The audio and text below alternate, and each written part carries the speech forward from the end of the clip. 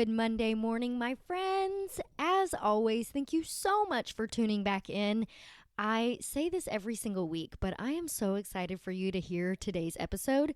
My newest friend, Alessandra Desiderio, graces my show with her presence, and it could not come at a better time. Every single day, people are faced with pain, trauma, horrible circumstances, a crappy deck of cards, the short end of the stick, whatever you want to call it. And we tend to sink into that victim mentality and let those things define us and hold us back. In this episode, Aley and I discuss the ways in which you can overcome the obstacles in your life and use them to propel you forward. When I think of all Aley has been through and what she has accomplished by facing her adversity head on, I see an image of a rocket ship launching itself through the sky after a fire was lit under her. I am so incredibly grateful to have met and gotten to talk to Aley today. I hope to change the world with her, and I hope you guys love this episode as much as I loved recording it. It meant so much to me.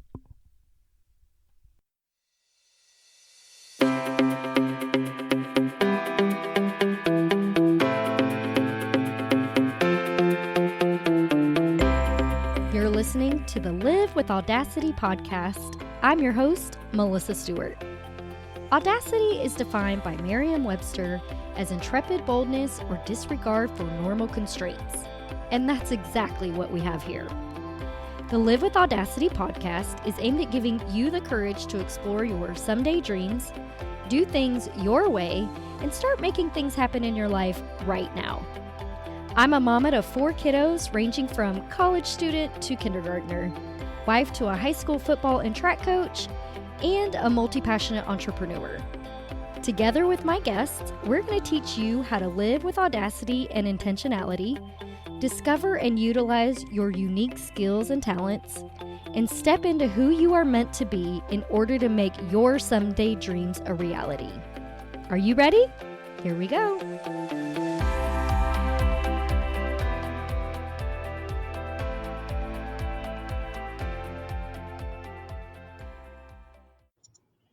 Hey everyone, thank you so much for tuning back into the Live with Audacity podcast. I'm so excited about today's show.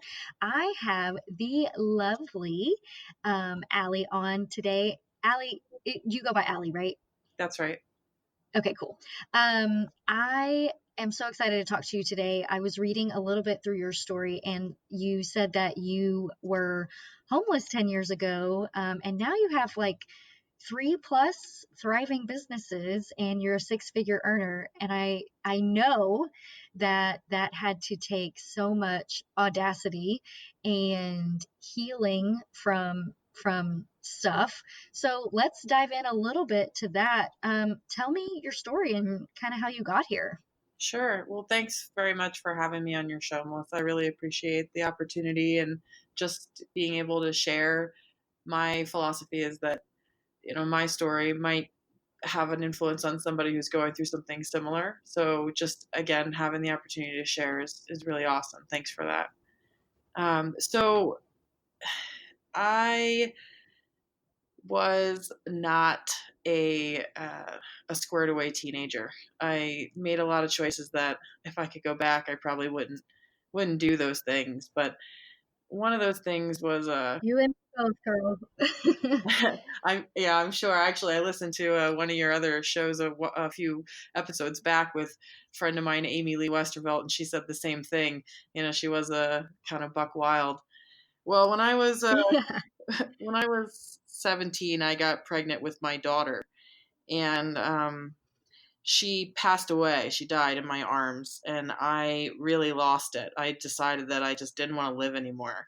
So I went and started doing a lot of drugs. I remember looking at a girlfriend of mine and taking a handful of pills and, saying, I hope there's a bad one in here, because I just really didn't want to be here anymore. I was so depressed.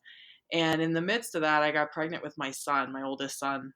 And, I felt like that was a message, a sign that I was supposed to be here and there was some purpose for me. And so I quit all of the drugs. I quit all of the bad influences. I locked myself in my apartment for 2 weeks and just, went out and got 3 jobs and started hustling. And I was really lonely. And I ended up finding any partner, anybody online. I found a guy who was in the military and he wanted to marry me. And this is the first time somebody was really serious about marrying me. So I said, yeah, sure. And I moved down to North Carolina. I think we knew each other for 5 weeks. So not a very good decision, but I yeah, I brought my baby and we went down there, and I was married to him for about 6 months, and things got very violent. And Mm-hmm. I used to say that he started hitting me. And then I did a lot of work on myself, and I realized that the relationship was just very unhealthy. And there were a lot of aspects that I brought to the relationship that made it violent. So, in kind of evaluating who I was as a person and who I am as a person now, I can say that overcoming a lot of you mentioned like healing. This is one of those areas for me to be able to say that it was a violent relationship instead of saying I was abused or I was a victim. That's huge for me. So I just want to draw a little bit of attention to that for a second. And anyway, Yeah. yeah. So I think that's so powerful too. Real quick, sorry, I didn't mean to cut you off, but it's really powerful to be able to look back on that time and realize what you brought to the situation as well. And it's so helpful for our growth and our healing to recognize what things that we could have done yeah, better as right. well. Yeah, there's a lot of things that I can be responsible for in that relationship and pretty much any relationship that I reference in my life. But yeah, so so it was rough, and we were married for about 6 years, a little bit over 5 years after we got married. I left and I took my 2 babies at that time, and I just started driving. And I had a friend in Georgia. So I stayed with her for a few days, and she helped me create a resume. She stayed up with me all night putting applications in all over the country, and helped me draw this insane map of places that I was going to go interview all over the country. And she loaned me about $600 and, set me off on my way, and packed me a cooler of sandwiches. So here I was, ready to face the world with, Oh good my friends gosh. really make it, don't they? They make your whole life. Or forget the things that that woman did Yeah. for me. So I took my kids and my van, and I had my cooler full of sandwiches, and um, I had $600, and I started driving throughout the whole country. And I'd stop. I went from Georgia to Alabama to Mississippi to Missouri, and I just kind of went through, spiraling like a little snake through these states. And I'd stop and go to an interview, or I'd stop and go through the neighborhood that I had the interview, and I'd be like, nope, don't want to live here. Or I'd, go through the interview and I'd say, nope, didn't get this job. And so I'd keep going. And I got to Colorado, and my car broke down on I-25 in Colorado Springs. And I just was crushed. Oh my gosh. That was it. I mean, I was out of money. I didn't have any money. I didn't have any food. I didn't know what I was going to do. And I just felt completely broken. And I was on the highway, stranded for probably 6 or 7 hours, and this guy, yeah, totally, Oh with my babies in the car gosh. too. There were That's so babies. My little long. one at the time, I had rushed out after a fight with my husband, so I had just grabbed whatever I could, and my little one didn't even have 2 matching shoes. So we were freezing. It was March in Oh Colorado, my and gosh. we were just talking about the weather. The weather in Colorado is crazy in March. It's some of our snowiest times. So it was freezing, and I was stranded on the highway, and eventually somebody stopped. This guy stopped, and I was still on high alert. I had just left this situation, and I didn't trust men. I didn't trust anybody, but I certainly didn't trust men. So I had all the windows up. I had the doors locked, and the guy came and knocked on the window and said, can I help you? And I said, nope, fine, we're fine, thank you. And I was not even willing to listen to this guy or have his help. And he was like, well, can you pop the hood so I can take a look at your car? And instead of walking away, he said that. And so I did. I popped the hood and he messed with the car, and I don't know, he got it running. He went back to his truck a couple times. He came back, he got it running. And I just totally broke down. I didn't roll the window down. I was just totally hysterically crying. And he was like, can you roll the window down a little bit? And I said, no, no, I can't do that. He said, please just roll the window. I rolled the window down, and he slipped $100 into my car Oh. window. And he said, I just want you to know that God loves you. And Oh. I just, yeah, that was the moment that I was like, okay, I guess I'm going to stay in Colorado. Oh my So I did. gosh. I stayed in Colorado. So we were homeless. We had nothing. I had the $100 that this guy had given me. We didn't have any money. We didn't have a gas or anything. And I, went back and talked to my friend who ended up Western Unioning me a little bit of money. My mom Western Union me, I think $60 because that's all she could afford. So you know, I had a couple $100 and I had this, whatever idea that I was going to stay in Colorado. So I go and I stay in the van, and I eventually get the guts up and I go and get an apartment, and I lose the apartment, and I go to the domestic violence shelter and I get support from the domestic violence shelter, and then I get another, get the apartment back, and I lose that again. And so it was this Oh my terrible gosh. up and down, up and down. Are we going to make it, living at rock bottom for probably 4 years, just consistently. And I made anywhere from $10 to $14 an hour. And then, I was in Colorado for about 3.5 years, and I got this job working at a college. I was making $15 an hour. It was the most I had ever made, and I was so proud of myself. So I get the job, and I'm receiving assistance from the state in childcare, food stamps. And as soon as I have this job, I lose the food stamps immediately. And Oh. I am working for about a month, and I go to drop the kids off to daycare, and the daycare center is like, no, sorry, you no longer qualify for CCAP, and which is child care assistance in Colorado. I said, no, you no longer qualify, and you actually owe us $1,100 from last month because you didn't Oh my qualify gosh. then either. And if you want to keep the kids here, you're going to have to pay that. So I was in total breakdown. I didn't know what to do. I didn't know how to deal with that. And I tried to fix it. It didn't work. I tried to get help. That didn't work. So I ended up bringing my kids to work and hiding them under my desk for 9 months until I could afford childcare. And that's one of those situations that just follows you around. Like, you can do anything else. You can go and get any other job, but there's going to always be this thing that kind of tugs at you, and that's mine. That's the thing. I know there are not other parents out there that could do what I did. I met them. They've lost their jobs. I lost a lot of jobs before I got to the point where I could hide them like that, but that was significant.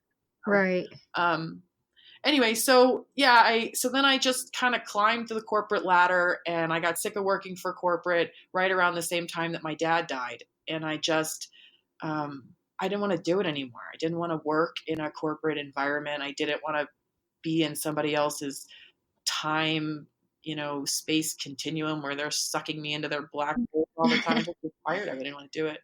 And my dad, as he was dying, he said, I want you to be free. And I didn't really get what that meant while he was saying it, while he was dying. And then towards the end, You're like, I want to be free oh, too. sure, yeah, I want to be independently wealthy, Dad, sure. But when he died, I mean, right before he lost the ability to speak, he said, "You've always been creative, and you can sell ice to an Eskimo." And I just, that was one of the last things that he said to me. And so when he died, it really resonated that I wanted to just be in business for myself. So I struck out, and my first contract was arranging an education series for an electric company, and I failed miserably. It was it was bad. I was trying to get 600 people to come, and I got 60. So, I was so angry at myself, like, you're never going to be good at this. You suck. You're just the worst. And, Yeah. eventually somebody else hired me, and they were like, no, it's okay. I want to hire you anyway. And I just kept going, and I kept getting more contracts and getting more work. And then I kept having these ideas for childcare. So I decided to start pursuing the childcare projects at the same time that I was running the contracting company. And, things snowballed and they got bigger and then they blew up and I had to go back and pick up all the pieces. And so now the childcare project has evolved into this app that makes childcare affordable by sharing revenues with users. So parents that share information about the care providers in their area actually get paid for the information that they share, and then they can use that payment to pay for their childcare costs. It just was something that I couldn't stop thinking about, was not just that there isn't available childcare, but there isn't affordable childcare. Like, you can't afford childcare in general. So that's Right. my passion project, is that childcare affordability app called Crew. And then I have a hive of consultants. As I was growing all these contracts, I just started having an idea that I didn't have to do this all myself. So I started finding other talented women, mostly women. I have a few men in my hive, but mostly it's women. And I started offering them opportunities to do some work. And so I just go out and find big projects, and then I parcel them out to contractors or consultants that are talented in special areas. And that's been really rewarding to be able to do that. I get to work with women who don't always see themselves as small business owners or as entrepreneurs or as a skilled worker. And some of these women, like one of them, I met this woman at Domino's, and she's a manager, and she had two phones in her hand. She had three different employees come up to her, and they all walked away smiling while she was on the phone. And she also took money from two different customers at the same time. And I just thought to myself, man, I want you on my team. So I slipped her my number and I said, just Right. call me and let's talk. And so she texted me timidly and says, I don't even have a high school diploma. Like, I don't know why you want to talk to me. I said, look, I really don't give any craps about your education. All I care about is what kind of worker you are. And I saw you in action. That was crazy. You did awesome. So I took a chance and I hired her. I think it was like $100 that I paid her. And she went out in her community and she enrolled like 100 people in the app. Like, seriously, almost Oh my. people That's so awesome. enrolled in the app because of her just going. So I see myself as somebody that has an opportunity to find people who have been counted out and then just pick them up, scoop them up, and say, nope, you don't have to live there anymore. You can live somewhere else. And that's what this consulting agency has become for me, is an opportunity to start showcasing people that are leaders but don't always see themselves as leaders. um, yeah, so those are my two favorite projects. I mean, I can keep going, but I think I like love 10 that. minutes, Melissa. So you need to just reel me in, just be like, "Get off it." Oh, no, I'm truly sitting here just fascinated about your whole story, and I have so many questions. Um wow, I really love the idea of your consulting business. And what is that one called? It's called Fiore 3. And so Fiore means flower in Italian. Oh, I guess I should mention that my dad is actually an immigrant. And so I'm the daughter of an immigrant. And when I was growing up, my dad really struggled to speak English in a lot of situations, especially when he would get emotional. So I translated for him a lot as a kid. And so my dad, came to America shortly before I was born. And my mom is a third generation Italian. So my whole family is Italian.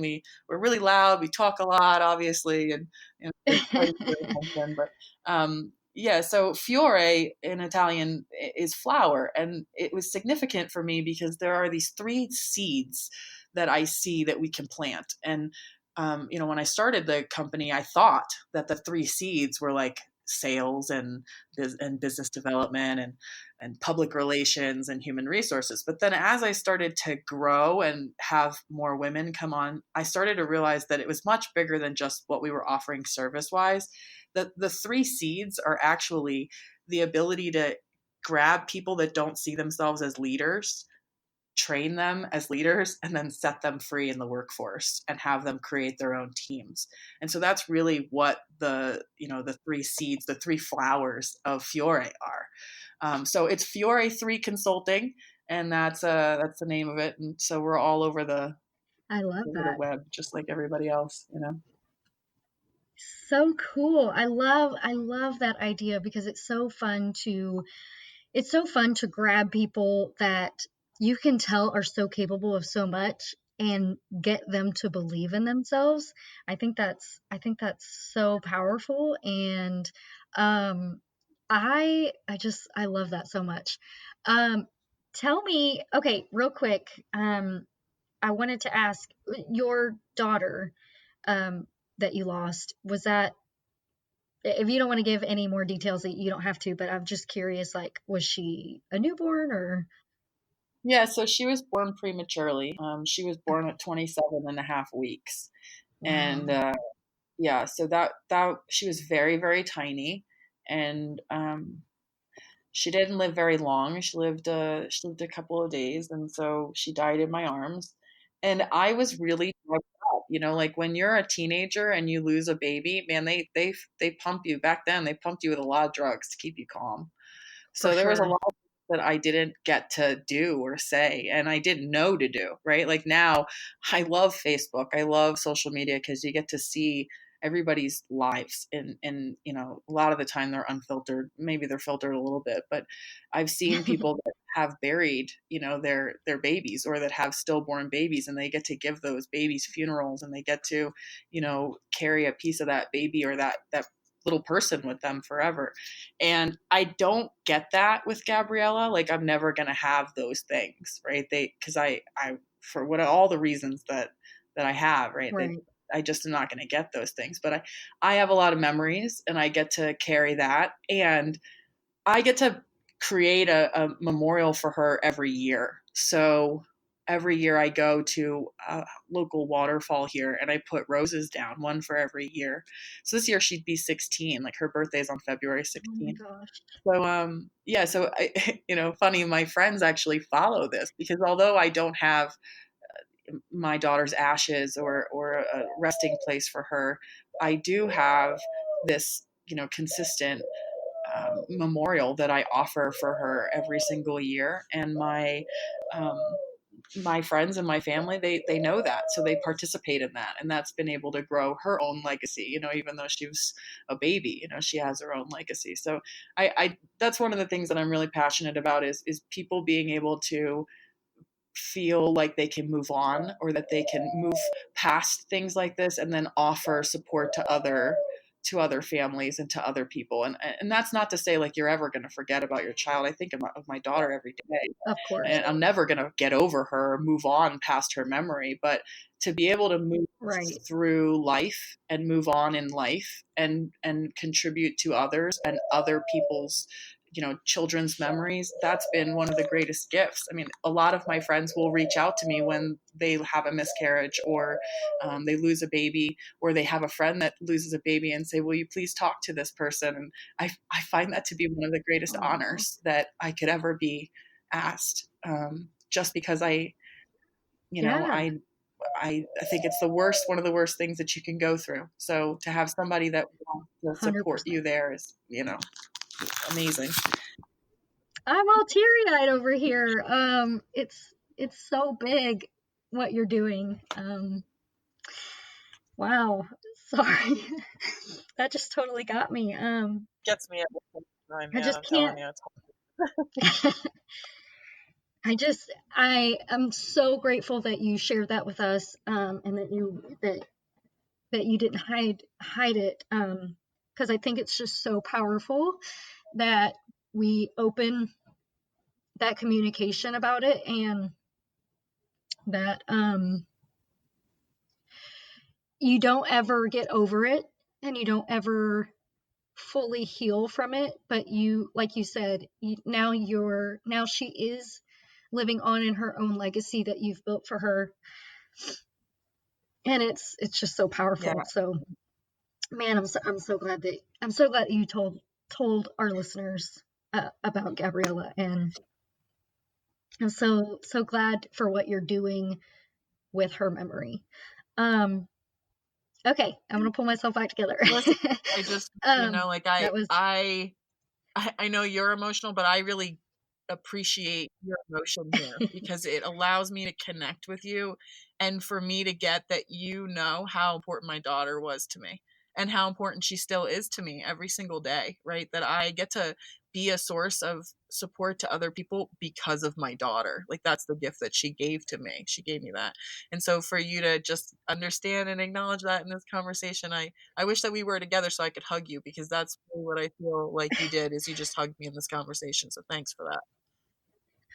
Oh, same. I really feel like I just could feel everything that you were saying, and I just, you know,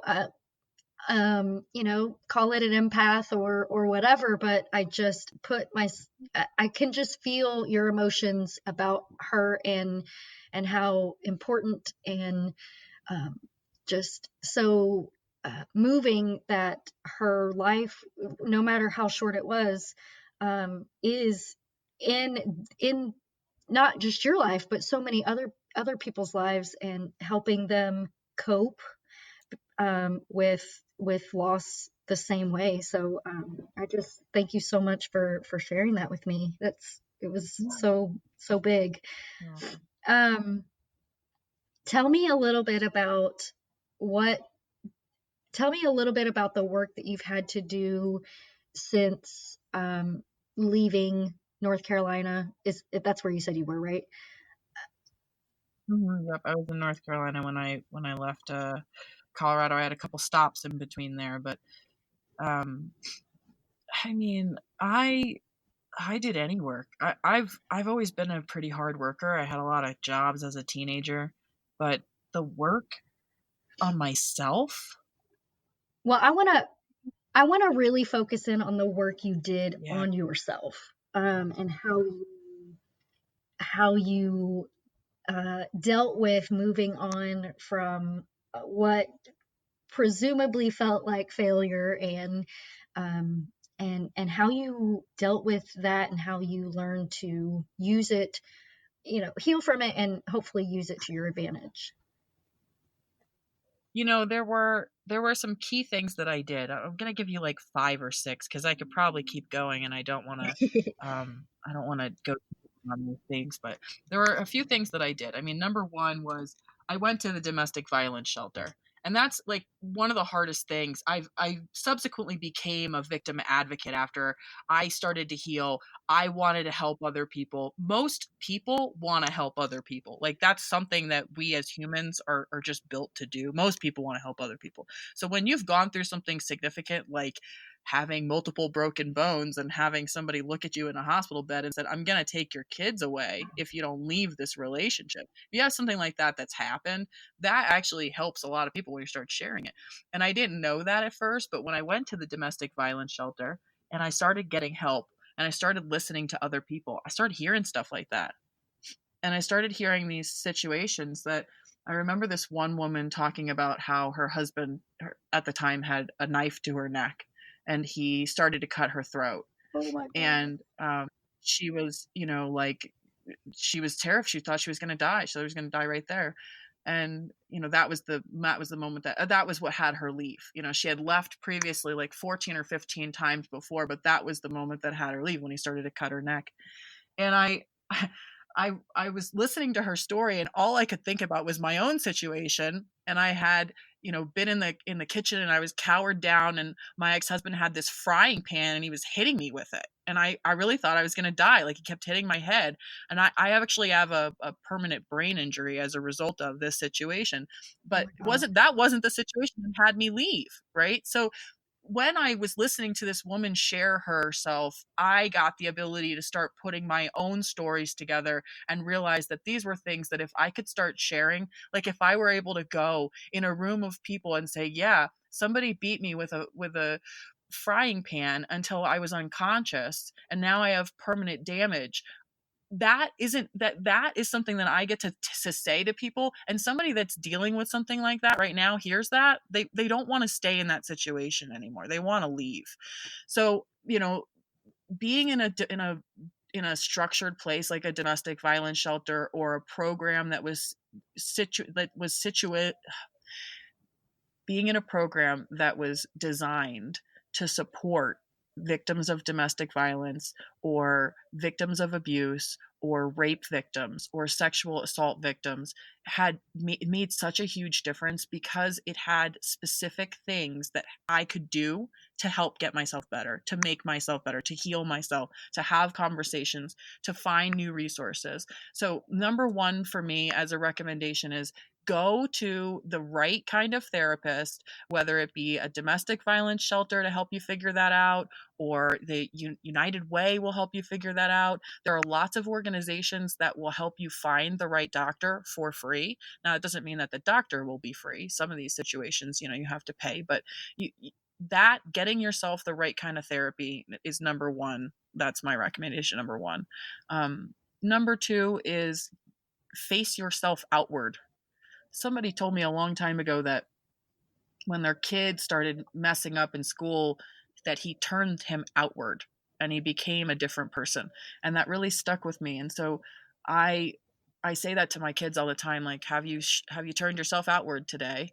Um, I really feel like if we started to look outside of our homes instead of inside of our homes and start analyzing every little thing that we have wrong with ourselves on the inside here, that our anxiety level as a society would go down drastically.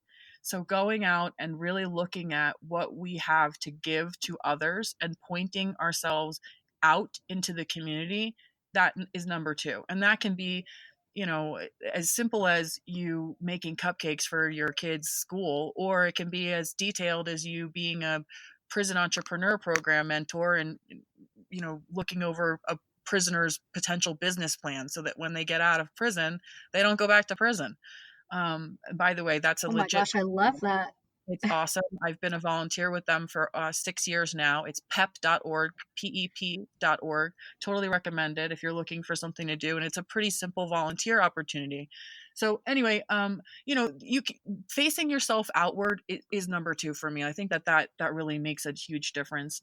Number three is find leadership programs and get training in being a leadership, and being a leader and having leadership. And that can be, there are a lot of free programs, a ton. Like Cornell even has a free Bank of America program that they put women through, essentially like a master's degree, a free master's degree through Cornell. You got to qualify for it, but that's a leadership program that if you get accepted to and you have Cornell, it doesn't matter if you worked at Taco Bell. If you worked at Taco Bell and you have Cornell on your resume, that people are going to pay attention to That's you, crazy. right? So there are free Yeah. programs out there and they make such a difference. And yeah, there are paid ones too. So if you have an employer or you have somebody that believes in you and wants to sponsor you, go apply for them. A lot of these programs have scholarships too. So it's always worth asking for a scholarship. And some of the programs that I went through, they were like international leadership programs. I have friends from around the world now that want to support my ideas and that want to support my businesses, and even that are my clients as a result of being able to go through some of these free leadership programs. Um, and then I think four and five are, four is, you got to find something that works for you time wise so that you can still have a life and be a mom or be a wife or be a husband or be a human. Like, you need to be someone who can still connect with other people. And if you start, one of the things that I struggle, or I still struggle with, is I will work 16 hours a day because I get so excited about what I'm doing. And then everybody else gets the remaining half an hour that I'm awake. And that doesn't really my Right. life, right? So I've had to kind of teach myself some of these time management. And that's not, again, something that we our school systems are not set up to say, okay, we're going to learn time management. They may be now. We're getting better about that and teaching our kids, but we're about the same age, Melissa. I didn't get that stuff when I was in third grade or second grade, Me neither. So I always got does not use time yeah, right. wisely. Or for me, it was clearly, like, talks too much in class, like if you didn't know. Right? So, I mean, Same. I always had to kind of teach myself these things. And as an adult, it really affected how I saw myself, like, because I would beat myself up over not doing this or not doing that or not checking this box or not being good enough at, that was a big thing of I really do beat myself up. I am my own worst critic. A lot of the time my clients will not even give me negative feedback because I'll beat them to the punch and I'll tell them everything that they're going to say plus more because I could already think of it. That's one of the great things and worst things, about anxiety at the same time. Anybody who's got anxiety knows that, right? You can think of all the best and all the worst things at the same time. So, that can be an advantage for you. If you create yourself as a project manager and you have anxiety, man, you could be such a successful project manager. Totally, yeah, So for sure. some of the tools that I use to keep myself and keep my time and stress management together, there's an app called Forest. I love it. It's awesome. And actually every time that you concentrate or don't touch your phone for 20 minutes, they'll plant a tree. And then every time that you plant 10 trees in the app, you get to plant a real life tree. And so I'm a little bit of a squishy tree hugger, conservationist wannabe. And to me, that's great. Like, you're going to plant trees because I'm concentrating. That makes me want to concentrate. So for a great app. Right? I really like Asana. I use Asana all the time. And, I think that one helps me. And then my favorite one the last couple of weeks has been the Breathe app.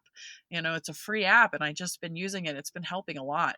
So, that's four. And then five, the I last love all one that I this. think I'm going to say is, get yourself a mentor. Like, if you don't have a mentor, like, what are you doing? Because you are the cultivation of the, what do they say? 5 people around you, something like that. Like, get yourself 4 Uh-huh. mentors that are operating at a ridiculous level. So then you're operating at a ridiculous level. And if you message random people on LinkedIn that you just are like, wow, this is the most amazing person. I don't even know how I got connected to this. And you say, hey, I think you're amazing. Is there any way that you would consider being my mentor? I will put money on the fact that at least 75% of the people that you send that message to would say yes. And if they didn't say yes, they would say, I can't right now, but let me make a recommendation. So, one of the reasons that I've been able to be so successful is because I find powerful and wonderful and amazing and smart people, and I surround myself with them. I'm not that smart. Obviously, I didn't make very good life choices, right? I had to learn a lot of times, like, don't touch that stove, don't touch that stove. But I got some really, really smart people on my Right. team now. And when I need something, they work with me. So I think that, number 5 is get yourself a mentor, like, get yourself situated with the team that can be successful. So yeah, there you go. Those are my top 5. I just love this. Oh, well, first of all, thank you so much for all of these tips because they are, oh man, they're so good and can be implemented so easily. Also, I hope that you're open to mentoring because I would love to be mentored by you if you're open to it. I think I'm just blown away by your story and everything that we've talked about so far, and I just would love to be around you more if you're open to that. Yeah, for sure. And absolutely, Melissa, I will totally mentor you. And anybody else that's interested in, kind of joining this group, I have a little group, for fun. I do things for fun where I will plan girls' night out. It's just one of the things that I've done to keep myself connected with my friends and then also give myself some headspace. And I really like doing stuff like going to the symphony and going to the ballet, and haven't always dated or been married to guys that do stuff like that. So Right. just create like a girls' night out at the symphony, and then 13 of my friends would show up. So I created a group called the Girls' Night Out Club, the GNO Club. And we have a group, and it's actually grown to like 500 members. So because it Oh my gosh, that's so grew so cool. fast, yeah, thank you. We actually just created a mentorship program in the group. So if you really cannot find a mentor and you're listening to this podcast, go to the GNO Club group and we will match you with a mentor. We will find you the right mentor.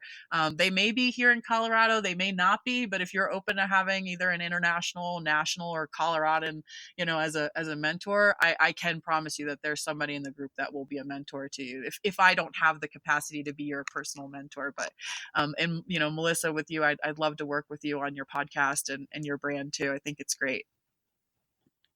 Awesome. Yes, this is so exciting. I am so stinking glad that I got to talk to you and that this worked out.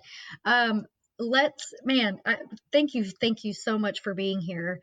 Let's go into a little rapid fire just to wrap up. What's a book, article, person, or talk that changed your life? Oh man, oh my gosh, so many. I'm gonna give you talk. Actually, it's kind of a program. It's called the Landmark Forum. That totally changed my life. That changed the entire trajectory of my life. It's 3 days. You are in a room for like 16 hours. It sounds like a lot, but you get your life out of it. I mean, every single part of your life, you get to sit there and examine it and go through it and model it, and then, choose to either keep it or put it down. And that was significant. There's also a book called The 3 Laws of Performance, and it's written by the same people that lead the Landmark Forum. So if you can't afford or can't make it to the Landmark Forum, but you want to read the book, The 3 Laws of Performance is definitely one of my favorites. And then as far as like my favorite book that I can read over and over and over and over again, it's called Banker to the Poor. And it's actually the story of microfinance, and specifically Grameen Bank, which is a micro lender, an international micro lender. And I just love that story and how he was able to kind of grab people and create little pockets of entrepreneurship and economic stability in areas and communities that had none. And they were, not only did they not have any, people were like, you will never have it, because everyone here is a degenerate. They're never going to be worth anything. You're all worthless. And then he would go into those communities and he'd be like, okay, well, you worthless people, let's see if you're actually not worthless and we can prove everybody wrong. And he'd grab them and they'd create businesses, and there'd be 4 or 5 of them. And then their businesses would grow and scale and take over the whole country. And then all the people that said, oh, Oh my well, gosh. you're from that one part of this country, they'd be like, yeah, and we totally changed the trajectory of the country. So it's just a very interesting book. I very much like it. Again, it's called Banker to the Poor. I really like that one. So those are That's two of awesome. my books. Oh, I love that so much. And I have to be honest, you said a minute ago that you're not that smart, but I would totally completely disagree because you've totally blown my mind this whole session, and it's so powerful. I can't stop saying that enough. It's just I there's so many nuggets in this episode now, and I think if someone walks away and doesn't get something from this, they are not listening or something. This is so good. What was your dream job? Most of these things that I got, they all came from other people. So I really want to push and like just drive home that, Banker to the Poor is my favorite book, because my very first mentor was like, have you ever read Banker to the Poor? So all of these things I got from somebody else. I'm really just a really fancy Tom Sawyer. I paint fences very well. What was your dream job as a kid? I wanted to be, Because I know this has to be good. yeah, I wanted to be a doctor. And I love that. my dad, when we went to Italy, like he took me to Italy when I was 12 or 13, and he showed me Florence, and there's a medical school in Florence. And so he was like, yeah, you're going to go to this medical school one day. And I didn't. I flunked out of high school. I actually didn't graduate high school. I had to go back and go to night school to graduate high school. And I, yeah, I didn't become a lawyer, but or a doctor or any of the things that I said that I wanted to do when I was a kid. But I did kind of end up making friends with a lot of those people, and a lot of those people now are like, hey, can you work with me? So I feel like it's still a win, though, Melissa. I may not be a doctor, I may not be a lawyer, but it's still a win, though. I still think it's a win. Yeah. Oh my gosh, totally, for sure. You're a serial entrepreneur now, and I think, to be honest, wink, wink, I think that's so much cooler. um, so, tell me your best advice to help our listeners live with audacity. I think that you really need to take adversity and face it on, like, head on. You need to really look at every area of your life that you have adversity, that you're getting crap, and you need to really just live into it and deal and just go into that even more. And that sounds so counterintuitive. Like, you know, I was raped, so why should I go and work in rape? Why should I go and want to be a different, make a difference in rape? Like, that's not something. I don't want to relive my rape. I don't want to relive that every day of my life. And in reality, at first I was reliving it every single day. When I was a victim advocate, when I was doing sexual assault, advocacy and at the hospital, like, that was really triggering. It was terrible. I didn't think I could get through it, but I did it, 5, 6, 8 times. And then something happened and I became a different person. And that thing that was basically scarring me and stopping me from being able to be someone or make a difference in something actually became something that allowed me to make a difference, to the point where I was asked to contribute to legislation for rape victims. Like, I got to be a voice for people that were never going to have a voice. I got to do that just by living into something that scared the crap out of me. And I didn't want to deal with it. And I didn't want to look at it every day, but just picking it up and looking at it every day allowed me to be something that I wasn't, allowed me to start to create something that wasn't there before. So I really think that the key to being able to get past anything or to live into anything is to just look at what is really just eating at you and then go attack it and go deal with it and live with it and blow it up to the point where it doesn't even get to own you anymore. It doesn't have Yeah. any control over you because you totally blew off every single one of those strings. They're gone now. Yeah, you turn the light on, you bring the boogeyman out of the closet, and you're face to face with it, and you can tell it doesn't hurt you anymore, and it doesn't scare you The anymore. boogeyman is gonna hurt you though. Oh, it's gonna hurt you though, Melissa. The boogeyman is gonna, I mean, really, you're gonna bring him out of the closet. He's gonna beat you Right, up. And he can beat you up for a while. But eventually you're gonna learn everything about that boogeyman to the point where you know exactly what their next move is. You know what that story is already. And so you get to be the one to tell the story because you've lived it enough times and you've gotten beaten up with it. And, when we start to get really scared and we hide and we say, no, I don't want to look at the boogeyman, we can, you can do that, but it doesn't go away. It's always going to be right. there. Something else is going to trigger it. So it's just pulling that out of the closet and saying, you don't get to own me anymore. You want to fight? Let's fight. Like, that's it. I'm Yeah, going to fight. So, I do think that the boogeyman hurts you. I do think that bringing him out of the closet hurts you. But I also think that you get a lot stronger fighting them out of the closet than letting them live in the closet and come out and, stab you in the middle of the night, because that's what they're doing when you don't deal with, the rape or the violence or the thing that's just eating at you. It yeah. stabs you in the middle of the night, takes your power. Man, that's so good. I'm just sitting here like, man, this is the best. Where can people find you to get more information about all of the amazing things that you do? I have all the social media. So, like, I'm on all the things. You can put my name in. I'm the only Alessandra Desideri in the United States. You will not find another Alessandra Desideri in the United States. There are a bunch of them in Italy though, so don't go looking in Italy. But I have my own page on Facebook. I have my own Twitter page. I have my own LinkedIn page. If you want personal support, related to just my brand, you want me to speak, you want me to be on your show, you want me to do any of those things, then just please reach out to me individually. Again, I have this awesome childcare rewards app that's going to change the way that parents pay for childcare. It's called Crew, CREW, and we are, pushing out new content every single day and sharing links about childcare affordability. We're also now working with Economic Policy Institute on a couple of different projects, so hoping to have some really awesome content related to childcare there. And then Fiore 3, which I mentioned earlier, you can find at fiore3.consulting. It's FIORE 3.consulting, and we would love to have you if you're looking at potentially starting your own business, or if you're a business owner that needs support with pretty much anything. We have a consultant that can help you. So those are the I think the three main presents, but just Google me, you'll find me. I'm all over the place.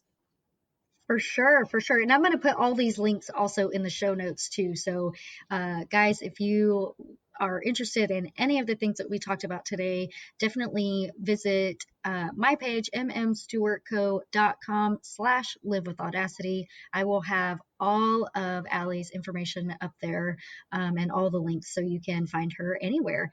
Thank you so much. This was so big for me individually, so I can't imagine the takeaways that other people are going to have from it. It just blew me away, and I am so incredibly grateful to have had you on here and gotten to talk to you. I feel so connected to you, and I just can't wait to see more of you and talk more to you and get to know you better. So thank you again so much. Melissa, you're great. I love your podcast. I listened to Amy Lee's and I was hooked. So I'm really glad that I got an opportunity to meet you, to chat with you today. If you ever need anything, please don't hesitate to reach out. I would love to be a resource for you and a friend as long as you'll have me. So thanks again, really. Awesome. Thank you so much.